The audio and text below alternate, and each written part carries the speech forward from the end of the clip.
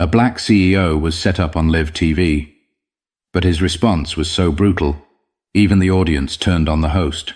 The studio lights cast a soft glow over the sleek modern set of the Sterling Hour, one of the most watched morning shows in the country.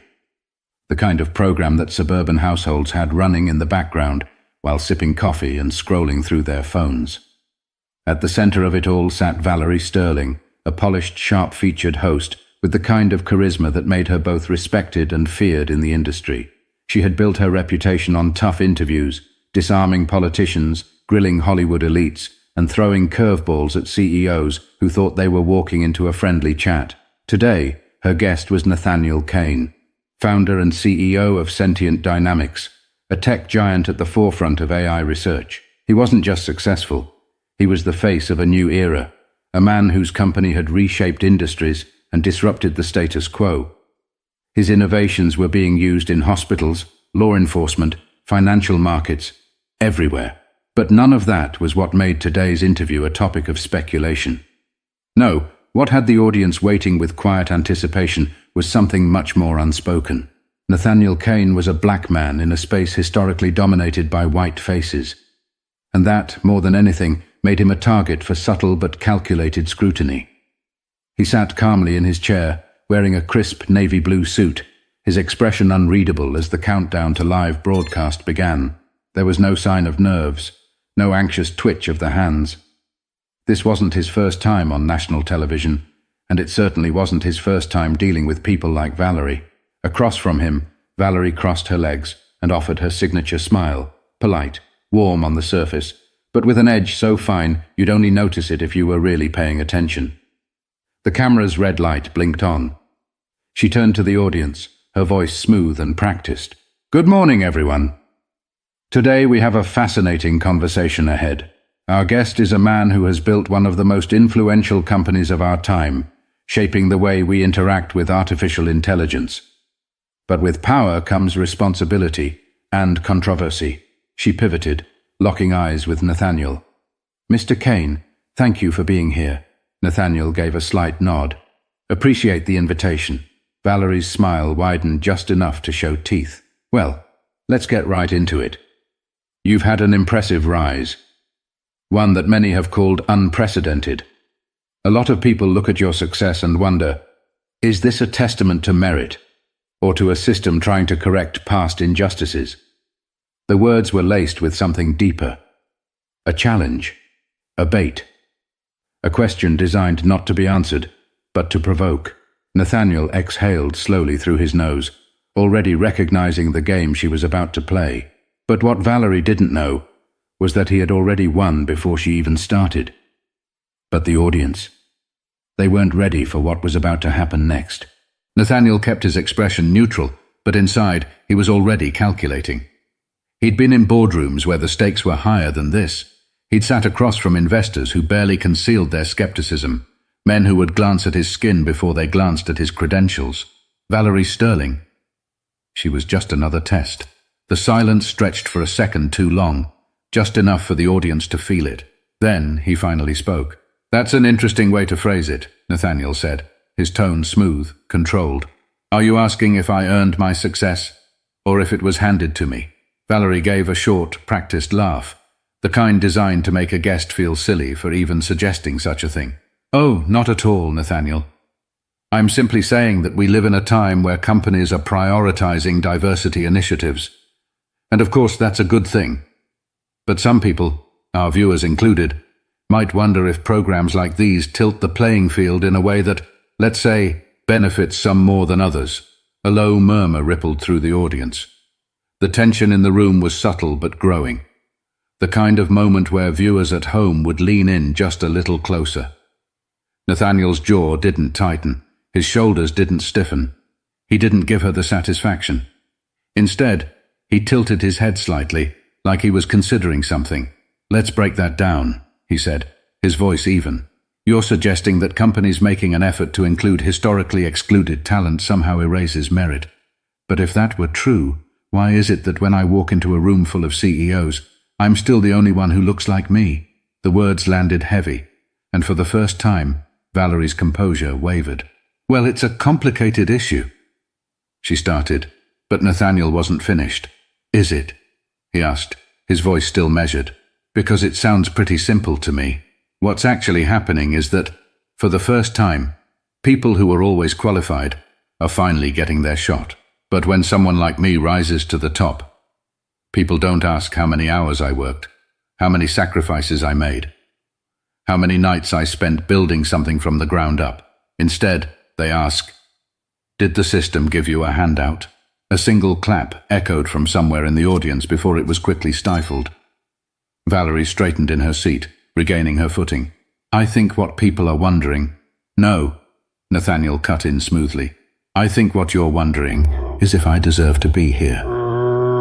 Silence. For the first time, Valerie's practiced smile faltered, just slightly, just enough for the camera to catch. Nathaniel leaned back, crossing one leg over the other, completely unbothered. I get it, he continued, his tone shifting, almost conversational. It's easier to believe that someone like me was handed something than to admit that the system kept people like me out for decades. But here's the thing, Valerie. I don't need anyone's permission to sit at this table. The room felt smaller now, the tension pressing against the walls. But Valerie wasn't done yet, and she was about to make a mistake she couldn't take back.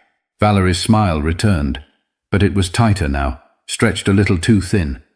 The audience wasn't shifting in their seats, but they weren't relaxed either. She had to regain control.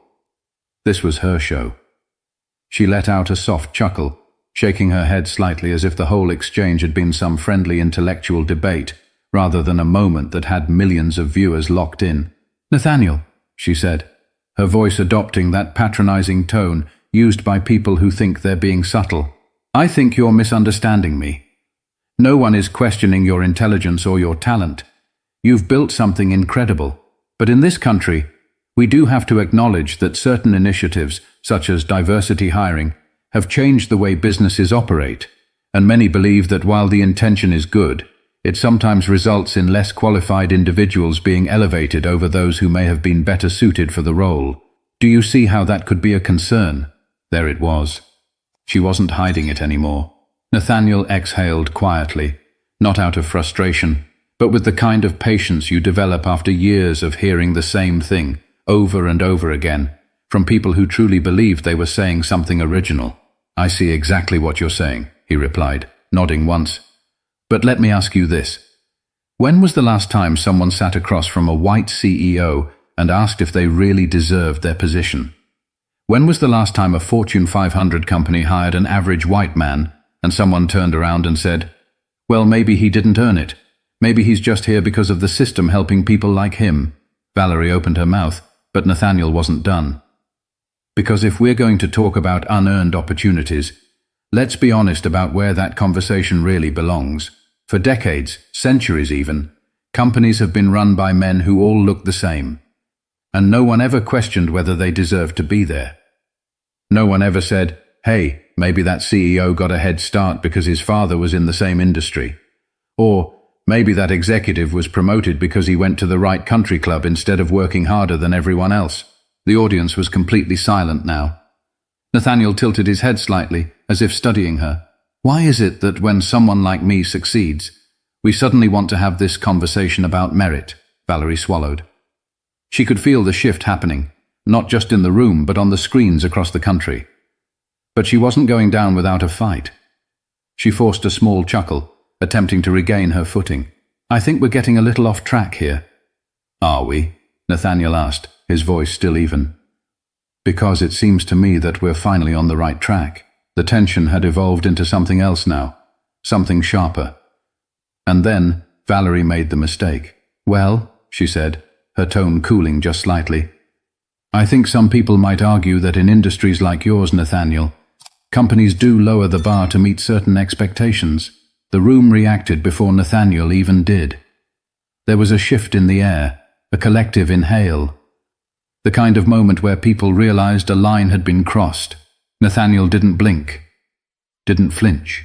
He simply looked at her for a moment, studied her. Then he leaned forward, rested his hands on his knee, and said calmly, If you think the bar has been lowered, then let's raise it. Right here, right now. The camera zoomed in. The audience was hanging on to every syllable, but no one was ready for what he was about to say next. Nathaniel's words lingered in the air, hanging over the studio like a storm cloud about to break. Valerie's lips parted slightly, but no words came out. She wasn't used to being the one caught off guard. She had expected pushback, maybe even a heated debate, but not this. Not a challenge thrown back at her with such precision. Nathaniel let the silence stretch, controlled, intentional. Then, he spoke again, his voice calm, deliberate. You say the bar has been lowered. Let's test that. He turned slightly, addressing not just Valerie, but everyone watching. The millions of people tuning in from their living rooms, their office cubicles, their morning coffee shops. You said earlier that diversity initiatives might be giving opportunities to people who don't deserve them. But let's look at the numbers. He gestured with his hand, measured, controlled. Right now, there are exactly 6 black CEOs in the Fortune 500. Out of 500, that's just over 1%. He let that sink in before continuing. Now tell me, if the bar were truly being lowered to make room for people like me, wouldn't those numbers look a little different? A murmur rippled through the studio audience.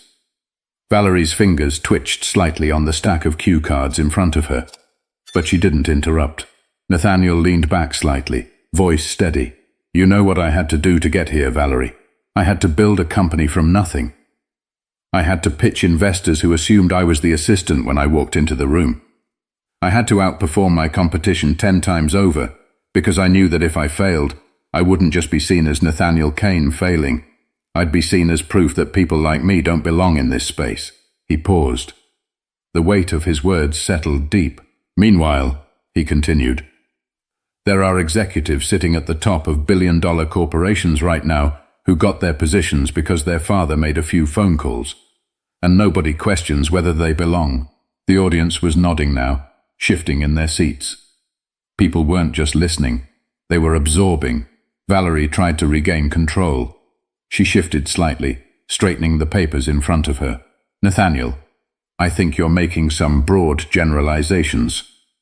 No one is denying that you've worked hard, but the reality is... The reality, Nathaniel cut in smoothly, is that people only ask these questions when someone who looks like me succeeds. When a white executive takes the helm of a major company, no one assumes they got there because of a diversity initiative. No one ever turns to them and says, hey, do you think you got this job because someone lowered the bar? He let the question hang in the air, a mirror reflecting back at her. Valerie opened her mouth, but the words didn't come. Nathaniel exhaled lightly through his nose, shaking his head just a fraction. Then, he delivered the final blow. You don't actually care about merit, he said quietly, looking her in the eye. You care about keeping people like me from having a seat at the table. And that, Valerie, is the real conversation. The silence in the room was deafening. Valerie's face had lost its smooth composure, her carefully curated on-air persona cracking just enough for the camera to catch it. The audience wasn't just watching anymore. They were witnessing something. And that's when everything changed. For the first time in her career, Valerie Sterling looked rattled. It was slight, barely a shift in her posture, but it was there. The kind of moment so subtle yet so damning that millions of viewers at home would rewind and replay just to confirm what they saw. She tried to recover. She had to. Well, Nathaniel, she began, her voice softer now, careful. I think we can all agree that these conversations are nuanced. No one is saying you haven't worked hard. Nathaniel smiled. Not the kind of smile you offer in agreement. The kind that tells the other person, I see exactly what you're doing. Except that's exactly what you're saying, he replied smoothly. You didn't bring me on here to talk about my company. You didn't want to discuss the technology we're developing, the ways it's shaping the future. No, you brought me here to ask if I truly earned my place. And that question, Valerie, is the problem. Valerie inhaled sharply. But Nathaniel wasn't finished. You see, when people like me succeed, people like you feel the need to investigate, to analyze, to find some reason why we shouldn't be here. But when people who look like you succeed, it's just expected. No one questions it. No one asks if the system handed them an opportunity they didn't deserve. His voice never rose. He never lost his composure. And yet, he had turned the entire interview into something she never anticipated. A lesson. I've spent my entire career proving myself to people who started 10 steps ahead of me, Nathaniel continued, his eyes locked on hers. And I'll keep doing it. Not because I need their validation, but because I refuse to let the next generation of people who look like me grow up thinking they have to apologize for their own success. The audience reacted before Valerie could. A few claps at first, then more, then the kind of applause that wasn't just polite. It was a statement. Valerie glanced toward the control booth, likely searching for a lifeline, but there wasn't one, not this time. She forced a smile, but it didn't reach her eyes. "Well," she said, clearing her throat, "we certainly appreciate your perspective." It was a weak ending to a battle she had already lost. Nathaniel Cain sat back in his chair, perfectly composed. He didn't gloat, he didn't smirk. He just let the moment sit, knowing that nothing else needed to be said. But the real storm was only just beginning. The moment the interview ended, Valerie Sterling didn't linger. She gave a quick, tight-lipped smile, muttered something about appreciating the conversation, and turned away before the cameras even finished fading to black. Nathaniel Cain, on the other hand, took his time. He rose from his chair with measured ease, adjusted his suit jacket, and shook the hands of the producers and crew members as if nothing had happened. But something had happened, something irreversible. By the time he stepped off set and into the hallway, his phone was already vibrating non-stop. Texts, emails, notifications. His assistant, Jordan, was waiting for him by the green room door, eyes wide. "You've seen it already?"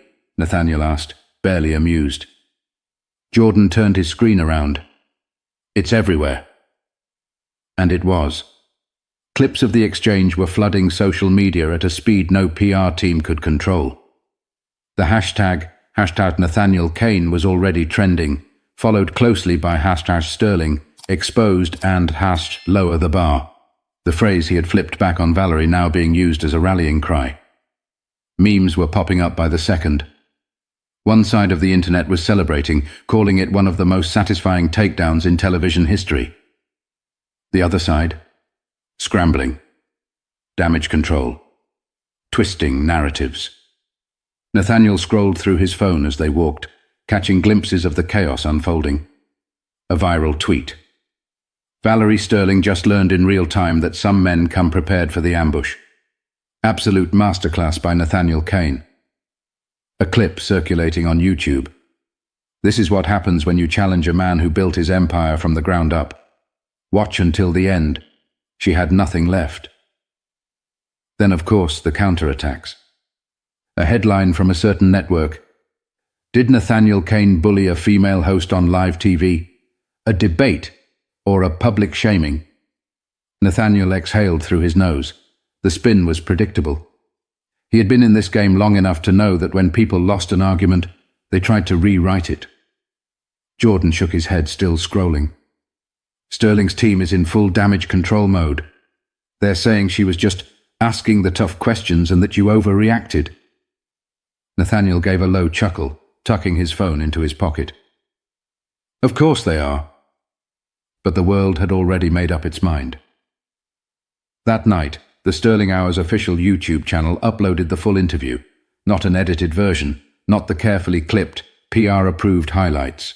The whole thing, uncut. Within 2 hours, it was the #1 trending video. By morning, it had 12 million views. Corporate America was watching. Media executives were watching.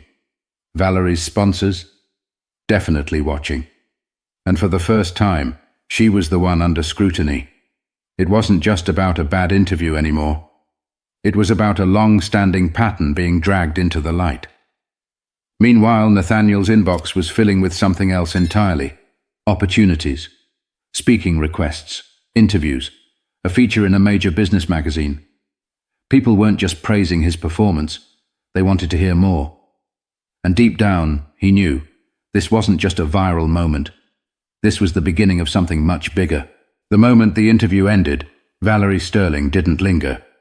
She gave a quick, tight-lipped smile, muttered something about appreciating the conversation, and turned away before the cameras even finished fading to black. Nathaniel Cain, on the other hand, took his time. He rose from his chair with measured ease, adjusted his suit jacket, and shook the hands of the producers and crew members as if nothing had happened. But something had happened, something irreversible. By the time he stepped off set and into the hallway, his phone was already vibrating non-stop. Texts, emails, notifications. His assistant Jordan was waiting for him by the green room door, eyes wide. "You've seen it already?" Nathaniel asked, barely amused. Jordan turned his screen around. "It's everywhere." And it was.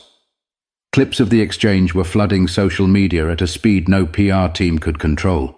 The hashtag Nathaniel Cain was already trending, followed closely by #Sterling, exposed, and #lower the bar. The phrase he had flipped back on Valerie now being used as a rallying cry. Memes were popping up by the second. One side of the internet was celebrating, calling it one of the most satisfying takedowns in television history. The other side? Scrambling. Damage control. Twisting narratives. Nathaniel scrolled through his phone as they walked, catching glimpses of the chaos unfolding. A viral tweet. Valerie Sterling just learned in real time that some men come prepared for the ambush. Absolute masterclass by Nathaniel Cain. A clip circulating on YouTube. This is what happens when you challenge a man who built his empire from the ground up. Watch until the end. She had nothing left. Then, of course, the counterattacks. A headline from a certain network. Did Nathaniel Cain bully a female host on live TV? A debate or a public shaming? Nathaniel exhaled through his nose. The spin was predictable. He had been in this game long enough to know that when people lost an argument, they tried to rewrite it. Jordan shook his head, still scrolling. Sterling's team is in full damage control mode. They're saying she was just asking the tough questions and that you overreacted. Nathaniel gave a low chuckle, tucking his phone into his pocket. Of course they are, but the world had already made up its mind. That night, the Sterling Hour's official YouTube channel uploaded the full interview, not an edited version, not the carefully clipped, PR-approved highlights. The whole thing, uncut. Within 2 hours, it was the #1 trending video. By morning, it had 12 million views. Corporate America was watching. Media executives were watching. Valerie's sponsors? Definitely watching. And for the first time, she was the one under scrutiny.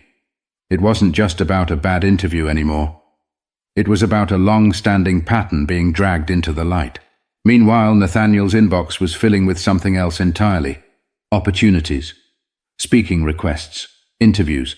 A feature in a major business magazine. People weren't just praising his performance. They wanted to hear more. And deep down, he knew, this wasn't just a viral moment. This was the beginning of something much bigger.